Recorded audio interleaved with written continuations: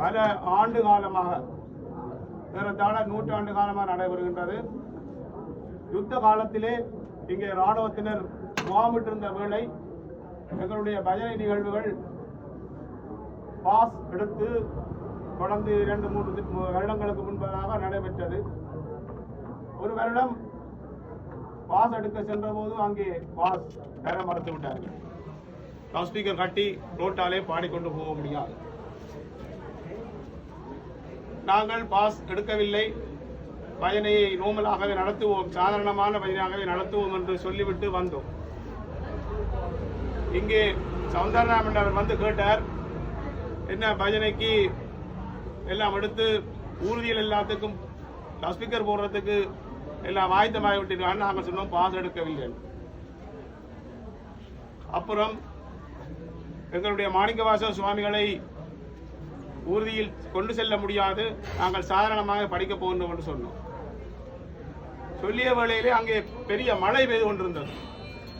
எல்லாரும் சொன்னார்கள், மழையும் பெய்து ஒன்றும் செய்யலாது, பஜனையை நிப்பாட்டுவோம், பஜனையை கோயிலில் இருந்து படிப்போம், அல்லது முடிப்போம். ஒரே ஒரு வசனம் சொன்னார், அதிகாலை வேளையில் உங்களுக்கு மழை விடும், நிச்சயமாக மழை வராது, நீங்கள் பஜனை செய்வீர்கள் என்று சொல்லிவிட்டு சென்றவர். நாங்கள் மழை பெய்துன்றிருக்கும் போது ஒன்றும் சோடிக்கவும் இல்லை, ஒன்றும் இல்லை, வீட்டை போய்விட்டோம். அதிகாலை 2 மணி அளவிலே நாங்கள் மணி அடிப்பது வழமை.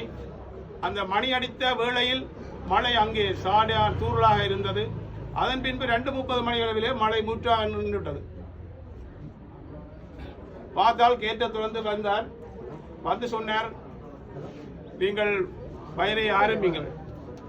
நாங்கள் பஜனையை ஆரம்பிக்கும் முன்பதாக சௌந்தரராமன் சொன்னார், எங்க மாணிக்கவாசகரை தூக்கி கொண்டு வாருங்கள், ஒரு சிறிய பீடத்திலே கொண்டு வாருங்கள். பீடத்திலே எங்க மாணிக்கவாசக சுவாமிகள் வைத்து கட்டப்பட்டது. அங்கே சிறிய கொம்பினாலே மாணிக்கவாசக சுவாமிகளை இறுக்கி கட்டிவிட்டு சொன்னார், 4 பேர் தூக்கி கொண்டு வீதி விளம்பாருங்கள்.